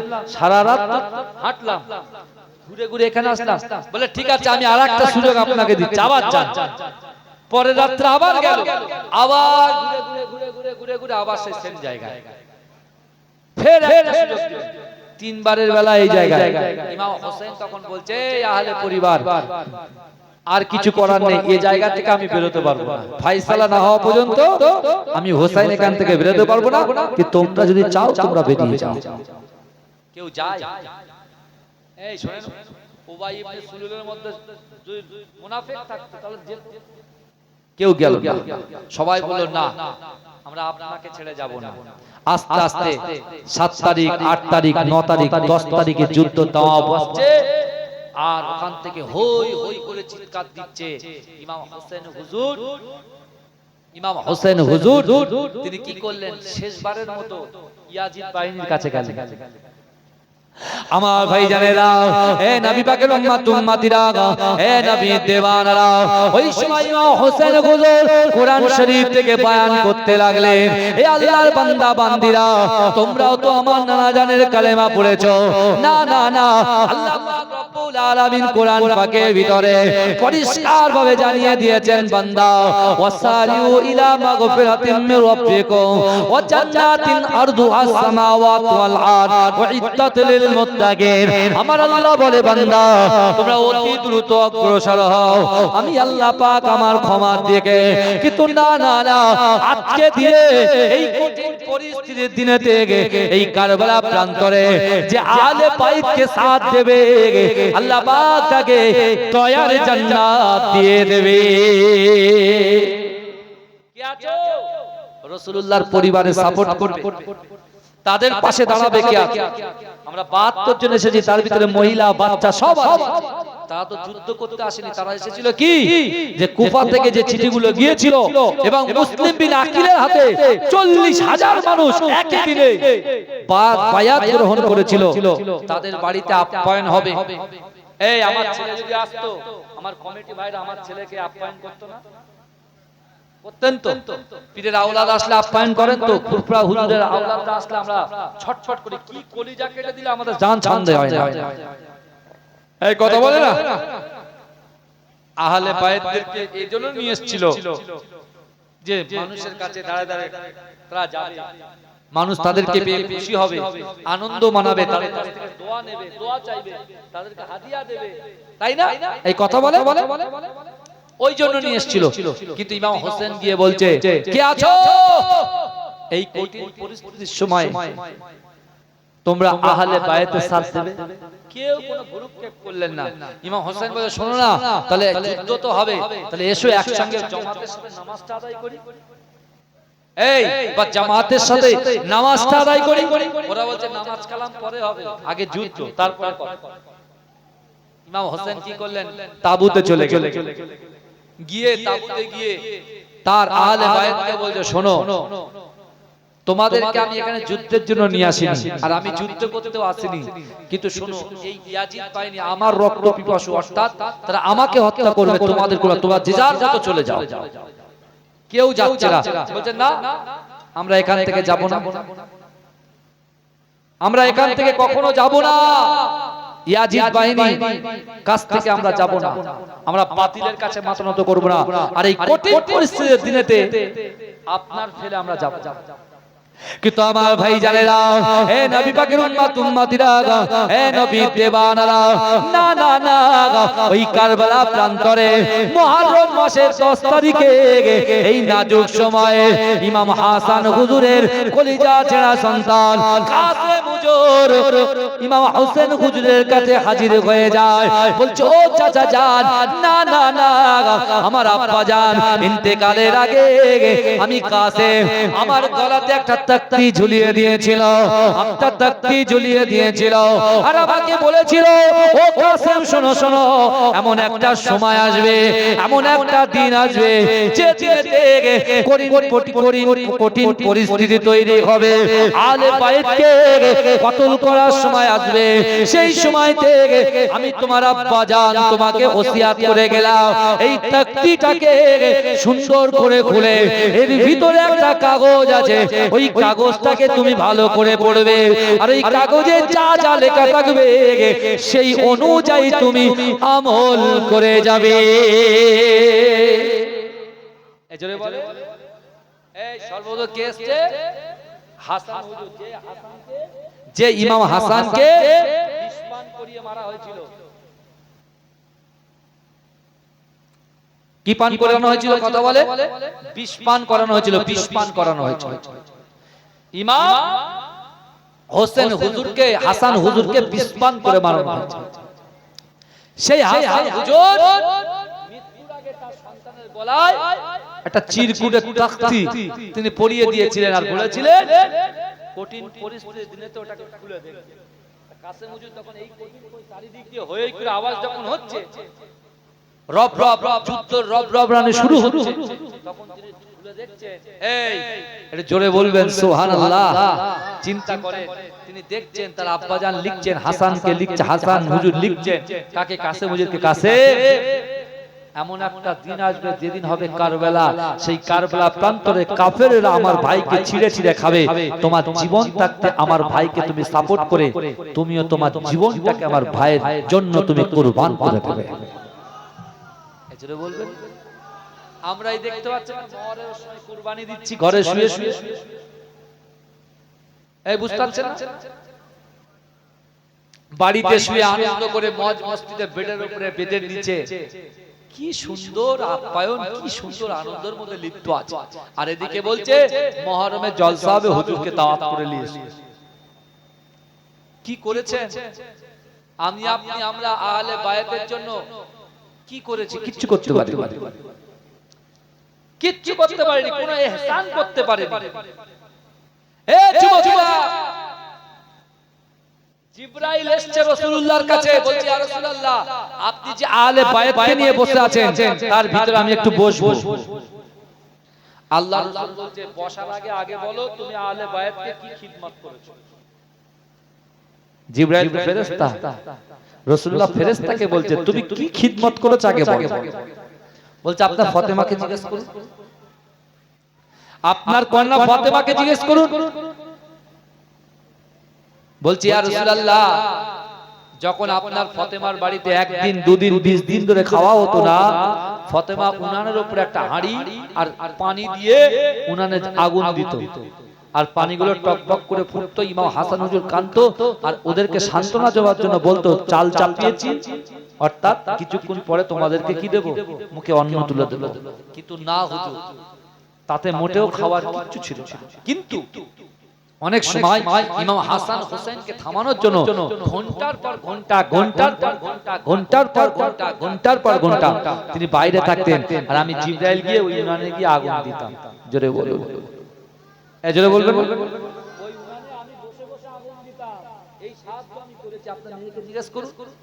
রাসূলুল্লাহ যখন ফাতেমাকে জিজ্ঞেস করছেন, ফাতেমা বলছে আব্বুজান আমি ঘন্টার পর ঘন্টা বাইরে থেকে এসে দেখতাম আগুন যেমন ধরা ছিল তেমনই ধরে আছে। জোরে বলুন, এই জোরে বলবেন না? যেমন ধরা ছিল তেমনই আছে। তার মানে কি কেউ নিশ্চয়ই জাল দিচ্ছে। আল্লাহ রাসূল কি করলেন? সে আহলে বায়াতের মাঝখানে জিবরাইলকে পারমিশন দিলেন। কোথায়? রাসূলুল্লাহর পিঠে পিঠ ঠেকিয়ে বসেছেন। জোরে বলুন না। রাসূলুল্লাহর পিঠে তার সিনাটা ঠাকিয়ে বসেছেন।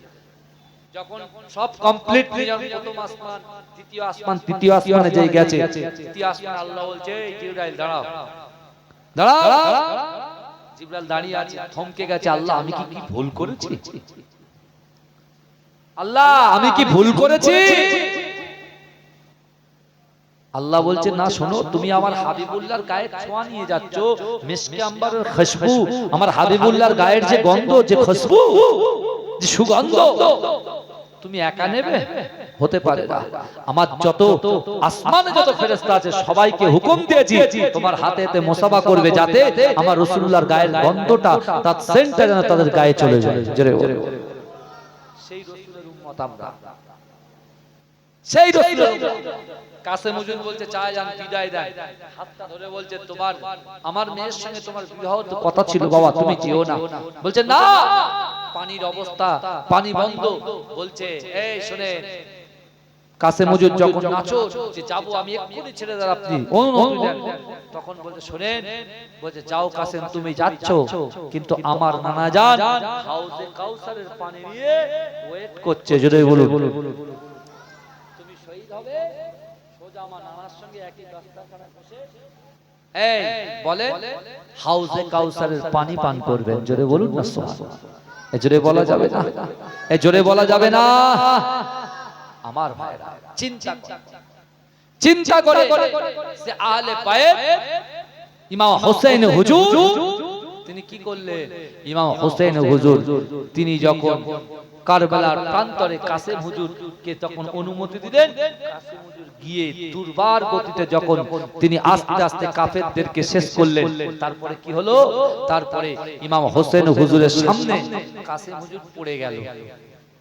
কাসেম হুজুর যখন পড়ে গেছে, কিচ্ছু বলতে পারছে না, রব পুরো বন্ধ হয়ে গেছে, চারিদিকে গিয়ে কাসেম হুজুর যখন লুটিয়ে পড়েছে, নিজে গিয়ে কাসেমকে তাঁবুর কাছে এসে ডাকছে, জাইনাব এসো, আমার কাসেমকে নিয়ে যাও।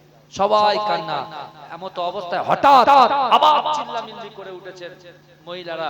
কি না, আলী আসগার হুজুরের পিপাসায় এত কাতর হয়ে গেছে, চোখ বেরিয়ে যাচ্ছে, জিভ বেরিয়ে যাচ্ছে, পানির কোনো সন্ধান নেই। কি হবে? আব্বাস কালান্দার সাথে সাথে ইমাম হোসেনকে বলছে, এই ইমাম হোসেন শোনো, আমি আপনার সন্তানকে পানি পান করাবো, আর আমি নিজে হাউজে কাউসারের পানি পান করব। আপনার নানাজান তিনি এমন করে কারবালা প্রান্তরে হাউজে কাউসারের পানি নিয়ে দাঁড়িয়ে আছেন, তিনি ঘোড়া নিয়ে সোজা ছুটে ফোরাত নদী থেকে পানি তুললেন। এই ডানাতে এক হাত দিয়ে ঘোড়ার রশি আর এক হাত দিয়ে মস্কের পানি তুললেন, তুলে যেই নিয়ে আসছেন ডাইরেক্ট তাকে কি করলো? তীর মেরে দিল বুকে। যেই তীর বুকে মারলো, তিনি একটু ধাক্কা খেলেন। ধাক্কা খাওয়ার পরে একজন এসে তরোয়াল নিয়ে তার ডান হাতটা যেই কেটে দিল, তিনি রশিটা ছেড়ে ডান হাত কেটে পড়ে গেল। ওই পানিটা ধরে বলছে, ইমাম হোসেন আপনি ঘাবড়াবেন না, আমি আব্বাসের কলিজার ভিতরে, অন্তরের ভিতরে, হৃদয়ের ভিতরে জান যতক্ষণ থাকবে আহলে বায়তের পক্ষে আমি লড়ে যাব। জোরে বলুন না সুবহানাল্লাহ। এই জোরে বলুন। আবার তাকে বাম হাত যেই কেটে দিয়েছে, দাঁত দিয়ে ওই পানিটাকে মাস্কটাকে ধরে রেখেছে, দাঁতে মেরেছে, নিজের বাহুটাকে দিয়ে পানিটাকে ধরে রেখেছে।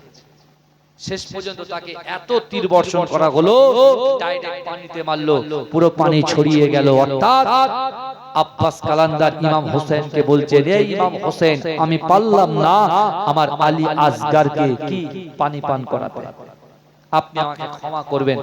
ওখান থেকে হোসেন হুজুর বলছে, আব্বাস কালান্দার আপনি চিন্তা করবেন, আপনি ইচ্ছা করলে আপনি নিজে পানিটা পান করতে পারতেন, যে সময়টা আপনি পেয়েছেন, কিন্তু আপনি আহলে বায়তের পানি পান না করিয়ে আপনি নিজে পানি পান করেননি। অর্থাৎ আমার নানাজান হাউজে কাউসারের পানি নিয়ে দাঁড়িয়ে আছে, আপনি এক্ষুনি মৃত্যুবরণ করবেন, শাহাদাত হবেন আমার নানাজানের হাতে, আপনি সারাবান দহুরার পানিটা খেয়ে নেবেন। জোরে বলেন, জোরে বলবেন না। কিন্তু আমার ভাই জানেরা, হে নবী পাকের উম্মত উম্মতিরা, হে নবী দেওয়ানারা, দুনিয়ার জমিনে আমার আপনার শরিয়ত অনুযায়ী কাজ করতে হবে। হে যুবকেরা, হুকুকুল্লাহ, আল্লাহর হক, হুকুকুল ইবাদ, বান্দার হক পঙ্খানুপঙ্খভাবে আদায় করতে হবে। হে যুবকেরা, ইমাম হোসেন হুজুরকে যখন কারবালা প্রান্তরে শিমুর যখন নিজে এমন করে হোসেন হুজুরের বুকের উপরে বসেছিলেন, ওই সময় বলেছিল, না না না, আজকে তো জুম্মার দিনে তোমরা খুতবা তো দূরের কথা, নামাজ তো দূরের কথা, আমাকে নামাজ পর্যন্ত পড়তে দেওয়া হলো না। কিন্তু না না না, আসো আসো, মাগরিবের ওয়াক্ত হয়ে গেছে, আমরা মাগরিবের নামাজটা একসঙ্গে জামাতের সাথে আদায় করে নিই।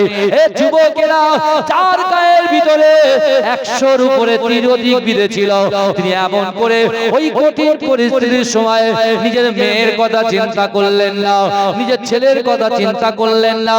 এই যুবকেরা, নিজের বাঁচার কথা চিন্তা করলেন না, তিনি নিজেই চিন্তা করছেন যে না না না, আমার নানাজান বড় কষ্ট করে, বড় মেহনত করে, আমার নানাজান বড় কষ্ট করে নামাজকে প্রতিষ্ঠিত করে গেছে, তাই আমি হোসেন এই বার্তা দিয়া, ও দুনিয়ার মুসলমানেরা, ও দুনিয়ার আমার নানার উম্মত উম্মতিরা, তোমরা যা কিছু করো না কেন, আমার জন্য নয়, আল্লাহর জন্য 5 ওয়াক্ত নামাজ জামাতের সাথে তোমরা যেন আদায় করে না।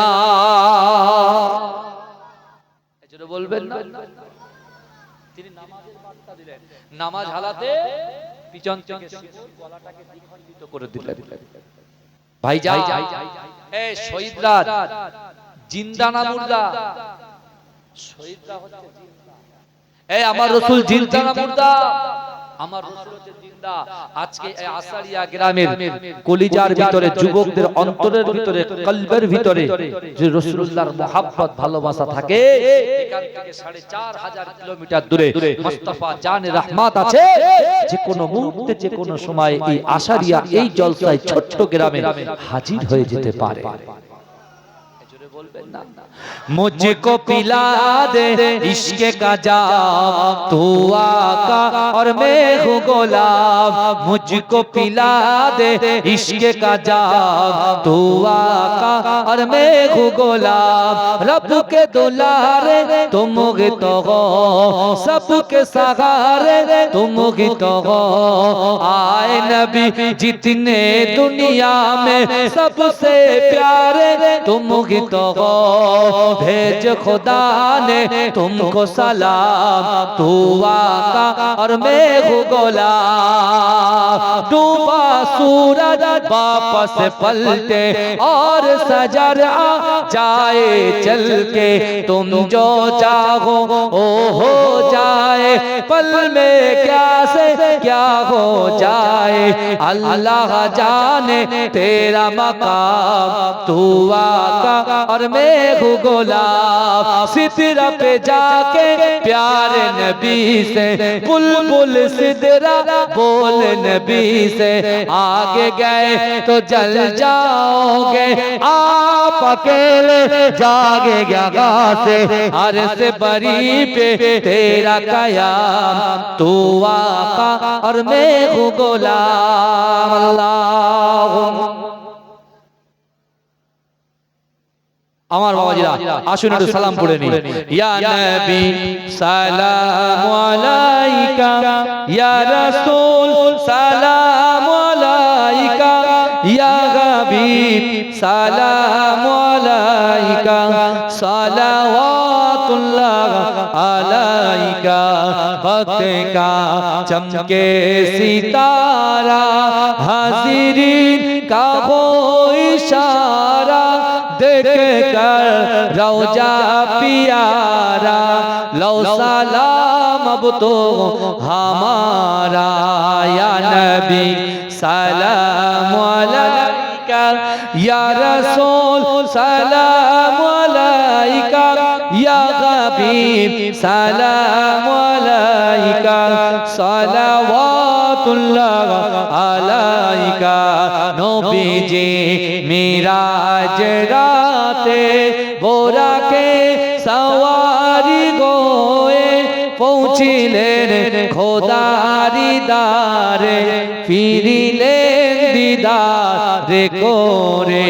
ইয়া নবী সালাম আলাইকা, ইয়া রাসূল সালাম আলাইকা, ইয়া হাবিব সালাম আলাইকা, সালাওয়াতুল্লাহ আলাইকা। নবী না এলে দুনিয়ায় না হতো ফেরেশতা খোদার, হয়েছি উম্মতি তোমার তার তরে শুকর লাখো বার। ইয়া নবী সালাম আলাইকা, ইয়া রাসূল সালাম আলাইকা, ইয়া হাবিব সালাম আলাইকা, সালাওয়াতুল্লাহ আলাইকা। বালাগাল উলা বিকামাল।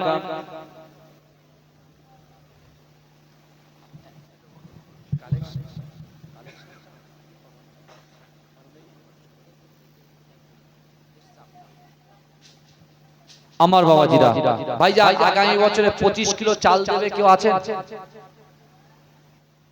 25 কিলো চাল দেনেওয়ালার মতো কেউ আছে? আলে বাইতের মহব্বতে একদম ডাইরেক্ট বলছি, সংক্ষিপ্ত সময়, এখন তো ভাই টাইম দিতে দেয় সব জিনিস। কেউ আছে? আপনারা তো কালিমুল্লাহর হাতে দিলেন, আমি একটু স্পষ্ট বলতে ভালোবাসি। আলে বাইতের মহব্বতে যে ফাতেমা উম্মত করে আল্লাহর কাছে বললেন যে আমার মোটে হয় উম্মতে মুহাম্মাদিকে আল্লাহ আপনি ক্ষমা করে দেন, তাহলে তাদের মহব্বতে এক বস্তা 25 কিলো চাল দেওয়া যাচ্ছে বাবাজি? একটু কথা বলে, অসুবিধা আছে কি তুললে? হ্যাঁ কি আছে? আগামী বছর 365 দিনে এক বছর, 340 দিন পরে দেবেন। আমি তার বাপের জন্য, মায়ের জন্য, দাদা দাদি, নানা নানি, শ্বশুরিকুল শাশুড়িকুলের জন্য দোয়া করব। আছেন কে? তাড়াতাড়ি বলেন। 4 জন ব্যক্তি দেবেন 25 কিলো করে, 1 কুইন্টাল চাল। ব্যাস।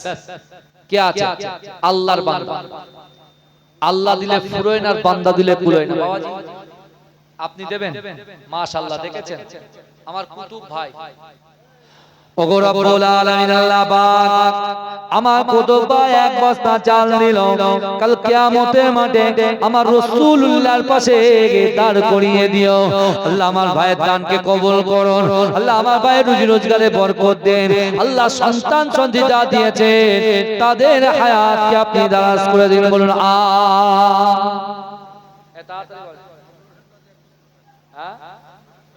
আমার আবুল হোসেন ভাই এক বস্তা চাল। আবুল হোসেন ভাই, নারে তাকবীর, নারে তাকবীর।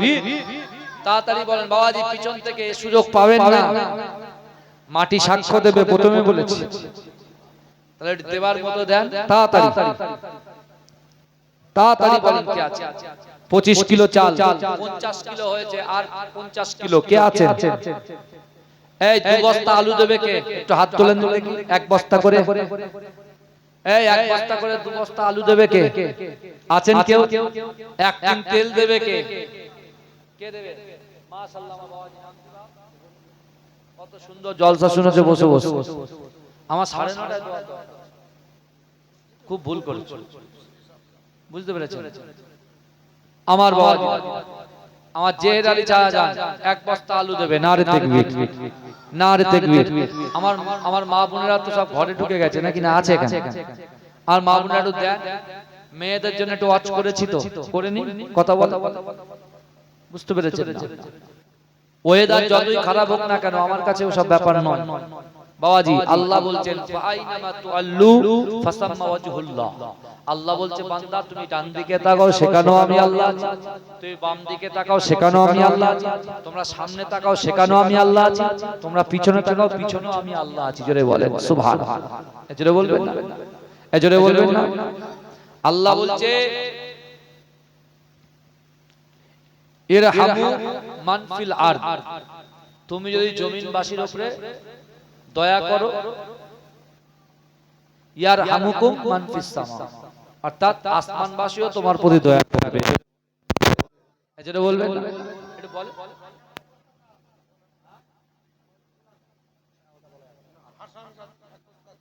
এই আমার হাসান গাজী ভাই 1 বস্তা চাল, বরঞ্চ কেটে দেও। আলিম গাজী এই তো হয়ে গেছে। নারে তাকবীর। আল্লাহ দিলে ফুরোয় না, আর বান্দা দিলে কুলোয় না। হ্যাঁ, নুরো গাজী 1 বস্তা চাল, তার মানে কত? 1 কুইন্টাল 50 কিলো চাল হয়ে গেছে। তাই তো? তোমরা তো কি জ্বালাতন। আমার বাবাজিরা কে আছেন? এই প্যান্ডেলের টাকা কে দেবে? কমিটি ভাইরা কো, এরা গরু দেবে কে? আর বছরে যে গরু দিয়েছিল ভাইজান বলে দিই, হ্যাঁ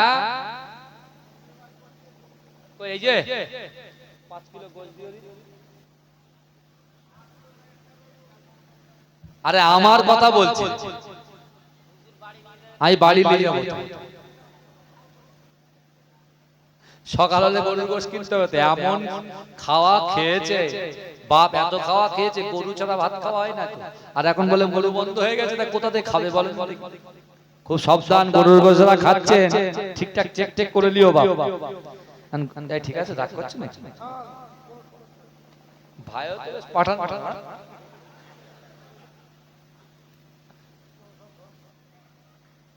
মাশাআল্লাহ, খুব মহব্বতের লোক, বুঝলেন? আল্লাহ হায়াত দারাজ করে দিন। এই কে আছেন? এই একটা প্যান্ডেলের খরচা দেবে কে? তাড়াতাড়ি বলেন, সারা রাত বসে থাকতে হবে না। 1 টিন তেল আমার মা বোনেরা কোথায়? কিছু পাঠান মা। যে